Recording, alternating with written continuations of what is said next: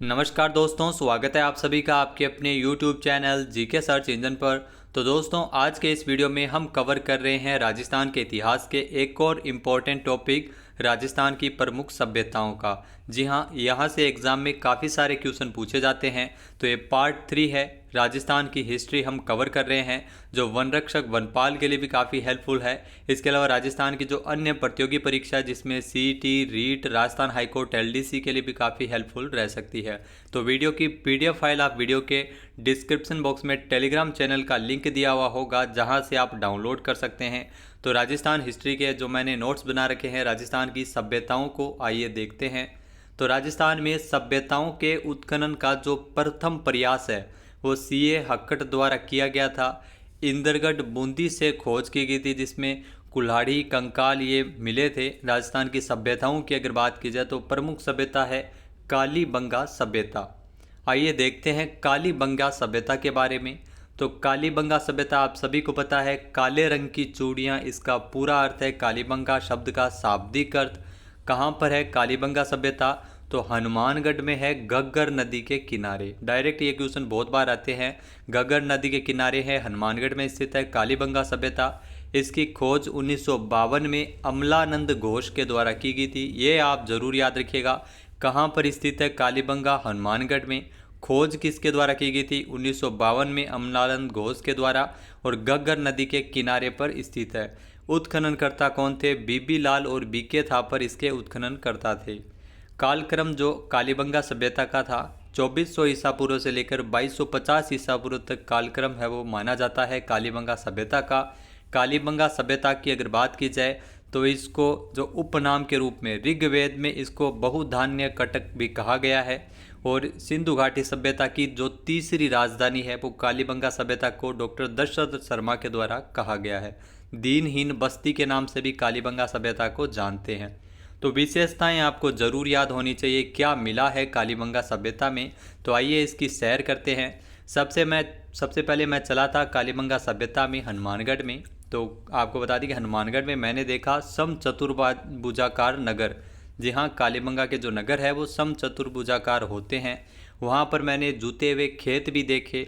साथ ही साथ खेतों में एक साथ दो फसलों के उत्पादन के भी साक्ष्य है वो कालीबंगा से मिले थे, वो भी देखे। इसके अलावा फिर भूख लग गई तो सामूहिक तंदूर, जी हाँ, खाना खाने के लिए सामूहिक तंदूर है वो वहाँ पर मिले थे। सामूहिक तंदूर, खाना खाने से पहले पूजा करनी आवश्यकता। 7 अग्नि वेदिकाएँ, जी हाँ, 7 अग्नि वेदिकाएँ हैं वो कालीबंगा सभ्यता से मिली थी। फर्श जो मैंने देखा वो अलंकृत फर्श है, इसके साक्ष्य भी कालीबंगा सभ्यता से मिले हैं। कच्ची ईंटों का, जी हाँ, मकान पक्के नहीं है क्योंकि गांव में है, तो कच्ची ईंटों का प्रयोग है वो वहाँ पर होता था। भूकंप के जो साक्ष्य है, इतने में भूकंप आ गया, तो भूकंप के जो साक्ष्य है वो कालीबंगा सभ्यता में मिले हैं। बेलनाकार जो मुद्रा है मेसोपोटामिया सभ्यता की, वो भी राजस्थान के कालीबंगा सभ्यता से मिली है। फिर जो छिद्रित कंकाल है, 6 छेद वाला जो खोपड़ी, जी हाँ, छिद्रित कंकाल है, जो कंकाल मिला है जिसमें 6 छेद वाली जो खोपड़ी मिली है, इसका मतलब क्या हुआ कि इसमें जो साक्ष्य है वो शल्य चिकित्सा का प्रमाण है। जी हाँ, शल्य चिकित्सा का जो प्रमाण है वो कालीबंगा सभ्यता से मिला है। अंडाकार चिरायु कब्र, जो अंडाकार कब्र है वो कालीबंगा सभ्यता से मिली थी। साथ ही साथ कब्र की अगर बात की जाए तो युगल समाधान यहाँ पर होता था, मतलब जो आदमी और औरत का जो शव है वो एक साथ इसमें दफनाया जाता था। युगल समाधान के साक्ष्य है वो यहाँ से मिले हैं।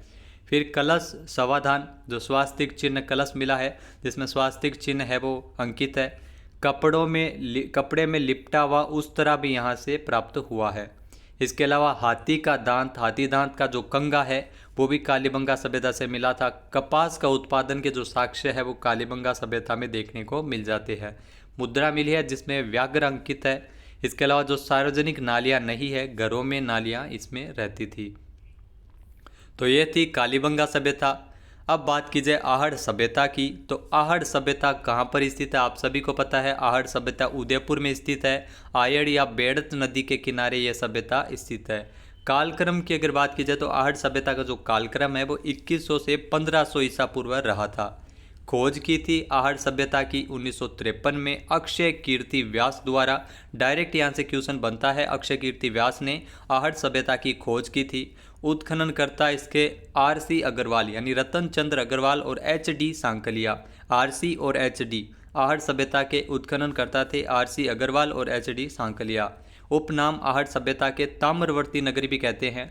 बनास संस्कृति भी कहा जाता है। अघाटपुर धूलकोट की सभ्यता ये प्रमुख उपनाम है आहट सभ्यता के। तो मेवाड़ी शिलालेखों में ताम्रवर्ती नगरी के नाम से आहट सभ्यता को जाना जाता है। यहाँ से क्या क्या मिले आइए देखते हैं। तो सबसे पहले हम जब यहाँ पे चले हैं तो तांबा गलाने की जो भट्टियाँ हैं वो यहाँ से मिली है। बिना हत्थे के जलपात्र, यानी हत्था भी नहीं था और जलपात्र जो पानी पीने के लिए जलपात्र थे, बिना हत्थे के जलपात्र यहाँ से मिले हैं। 7 चूल्हे एक साथ मिले हैं जो सार्वजनिक परिवार प्रथा के प्रमाण है, यानी सार्वजनिक परिवार प्रथा के प्रमाण है वो यहाँ से देखने को मिले। 7 चूल्हे हैं यहाँ से मिले हैं। ग्रामीण संस्कृति थी, आप सभी को पता है। लाल और काले मृद भांडों का प्रयोग कहाँ होता था? आहट सभ्यता में किया जाता था। मुद्राओं पर त्रिशूल और यूनानी देवता अपोलो का चित्रण इसमें किया गया था। कालीबंगा में व्याघ्र का चित्रण था और यहाँ पर यूनानी देवता अपोलो का और त्रिशूल का चित्रण हुआ करता था मुद्राओं पर। अनाज रखने हेतु मर्दभांड गोरे कोठे आहट सभ्यता से मिले थे। मृतकों को आभूषणों के साथ दफनाने के जो सर्वप्रथम प्रमाण है वो आहट सभ्यता से ही मिले थे। टेराकोटा से बनी वर्षभ आकृति से प्राप्त हुई, जिसे बनासियन बुल भी कहा जाता है। तो टेराकोटा से बनी हुई वर्षभ है वो यहाँ से बुल की आकृति प्राप्त हुई है, जिसे बनासियन बुल भी कहा जाता है। ज्वार चावल और गेहूं और जौ, जी हाँ, इसकी खेती के प्रमाण है वो आहट सभ्यता से मिले थे। ज्वार चावल गेहूं और जौ। इसके अलावा अगर बात की जाए गिलुंड सभ्यता की, जी हाँ, गिलुंड सभ्यता ये राजसमंद जिले में बनास नदी के किनारे स्थित है। गिलुंड सभ्यता, इसकी खोज 1957-58 में बीबी लाल के द्वारा की गई थी। गिलुंड सभ्यता का जो कालक्रम है वो 1700 से 1300 ईसा पूर्व तक माना जाता है। विशेषता गिलुंड सभ्यता की चूने के प्लास्टर और पक्की ईंटों वाले मकान यहाँ पर देखने को मिल जाते थे। लाल और काले मर्दभांड जिन पर नृत्य मुद्राएं अंकित है, ये गिलुंड सभ्यता के अवशेष मिले थे। इसके अलावा गणेश्वर सभ्यता की अगर बात की जाए तो गणेश्वर सभ्यता, काफ़ी सारे क्वेश्चन है वो यहाँ से डायरेक्ट आते हैं। गणेश्वर सभ्यता है वो सीकर में कांतली नदी के किनारे स्थित है। सीकर में स्थित है कांतली नदी के किनारे। इसकी खोज 1977-78 में RC अग्रवाल के द्वारा की गई थी। गणेश्वर सभ्यता का जो उपनाम है, ताम्रयुगीन सभ्यताओं की जननी अगर किसी सभ्यता को कहते हैं तो गणेश्वर को कहते हैं। पुरातत्व का पुष्कर भी कहा जाता है। संपूर्ण जो सिंधु घाटी सभ्यता को तांबे की आपूर्ति गणेश्वर सभ्यता से ही मिलती थी। कालक्रम की अगर बात की जाए तो ये 2800 ईसा पूर्व से 2100 ईसा पूर्व तक गणेश्वर सभ्यता का कालक्रम माना जाता है। विशेषता गणेश्वर सभ्यता की, तो यहाँ से तांबे के उपकरणों में 99% शुद्धता होती थी। मटमेले रंग के मर्दभांड जो छल्लेदार है वो यहाँ से प्राप्त हुए थे। मछली पकड़ने का कांटा अगर कहीं से मिला था तो गणेश्वर सभ्यता से प्राप्त हुआ था। पत्थर से मकानों का निर्माण है वो यहाँ पर किया जाता था। फिर बात की जाए बालाथल सभ्यता की, तो बालाथल सभ्यता वो उदयपुर में स्थित है। बालाथल सभ्यता का जो कालक्रम है वो 3000 ईसा पूर्व से 2500 ईसा पूर्व तक माना जाता है। बालाथल सभ्यता की खोज 1993 में वीरेंद्र नाथ मिश्र के द्वारा की गई थी। वीरेंद्र नाथ मिश्र ने 1993 में बालाथल सभ्यता की खोज की थी। उपनाम की अगर बात की जाए तो आहट सभ्यता का विस्तार है वो बालाथल सभ्यता को कहते हैं। यहाँ से क्या मिला था? मुख्य रूप से सूती कपड़ा, आटा चक्की, कच्चे मर्दभांड है वो यहाँ से देखने को मिले थे। उसके बाद रंगमहल सभ्यता, जी हाँ, रंगमहल सभ्यता ये हनुमानगढ़ में सरस्वती नदी के किनारे स्थित है। खोज की अगर बात की जाए तो 1952 से 54 के मध्य, जी हाँ, डॉक्टर हन्नारीड के निर्देशन में स्वीडन के दल द्वारा इसकी खोज की गई थी। रंगमहल सभ्यता, रंगमहल सभ्यता की मुख्य विशेषता यहाँ से सिंधु, कुषाण एवं गुप्तकालीन संस्कृति के साक्ष्य यहाँ से देखने को मिले थे। इसके अलावा मूंछों वाले श्री कृष्ण जी की प्रतिमा, जी हाँ, ये मोस्ट इंपॉर्टेंट है। मूंछों वाले श्री कृष्ण जी की प्रतिमा मिली है जो गोवर्धन पर्वत उठाए हुए हैं। ये भारत की सबसे पुरानी प्रतिमा है जो रंगमहल सभ्यता से मिली थी। दीपदान के साक्ष्य भारत में एकमात्र मिले हैं। रंगमहल सभ्यता से दीपदान के साक्ष्य है वो यहाँ से मिले थे। इसके बाद अगर बात की जाए बैराट सभ्यता की, तो बैराट सभ्यता जयपुर में बाणगंगा नदी के किनारे स्थित है। बैराट सभ्यता महाभारत काल के राजा विराट के द्वारा बैराट सभ्यता की स्थापना की गई थी। बैराट सभ्यता की खोज 1936 में दयाराम साहनी के निर्देशन में हुई थी। उपनाम, तो बैराट सभ्यता को मत्स्य जनपद की राजधानी आप सभी को पता है जाना जाता है। अलवर का सिंह द्वार भी बैराट को कहा जाता है। विशेषता यहाँ से प्रागैतिहासिक काल के जो उपकरण है वो यहाँ से मिले थे। ताम्रपाषाणकालीन उपकरण भी यहाँ से मिले थे और मौर्यकालीन युग के यहाँ से साक्ष्य देखने को मिले थे। इसके अलावा अगर बात की जाए तो 1837 ईस्वी में कैप्टन बर्ट ने बीजक डोंगरी से अशोक के भाबरू शिलालेख की खोज की थी। अशोक को बौद्ध धर्म का अनुयायी भी बताया गया है। बुद्ध धम्म एवं संघ का उल्लेख है जो इस भाबरू शिलालेख में देखने को मिलता है।